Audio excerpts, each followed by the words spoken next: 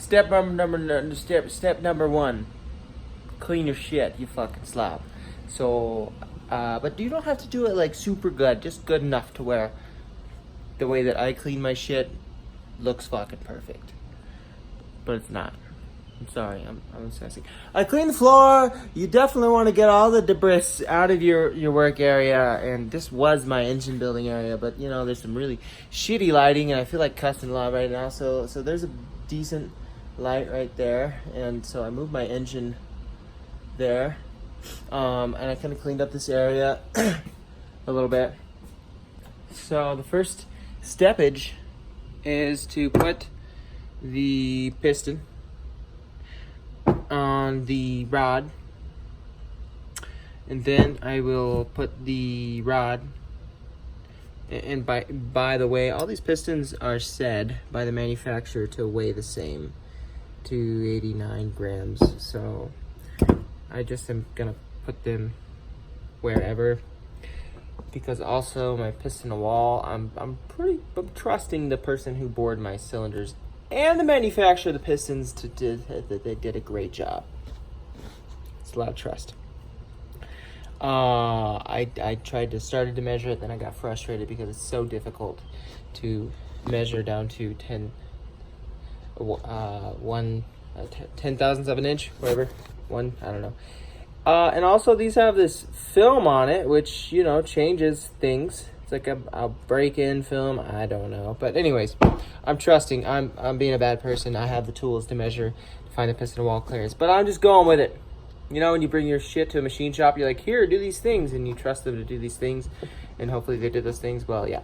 So I have this ARP rod bolt stretch gauge. Just thought I'd give you a moment of silence because I was talking really fast for a long time. So there's a break for you. So, usually you need a clamp device that goes in a device for your vise, and to clamp your rod, and then you would put this tool, you would use it properly in the way that you either know or don't know, and I am not 100% certain on, to measure the stretch once you torque it. You have like a, torque 60 foot-pounds. So you torque it to 60. First you measure how long is the rod bolt before torquing. Then you torque it to, say, 60 foot-pound. And you measure how long is it now. Yeah, that shit changes. And this will measure change. And what's more important than the torque is how stretched your bolt is when it's under load. That is the proper way to figure out how tight your shit should be. There's a lot of things that come into play, like where was it torqued at when they made this into round, but I think that's very minute, and we're just getting super anal, and we shouldn't do that. Just shouldn't do that. So basically what I'm getting at, lots of words roundabout, on this engine,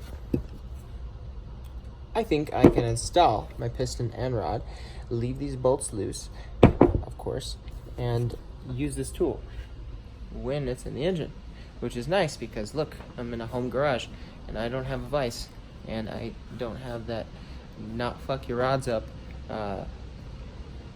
device for your vise. So basically I'll put the shit in here and I will check the stuffs. I got to make sure I understand exactly how this works. I've never used it, and I need to use my cute little notebook, my pencil, my paper. This is my spec book of information. So you guys can just screw off, and I love you, and I'm gonna do some works because it's getting dark, and you know, it's only YOFO. You only Friday once, you know what I mean?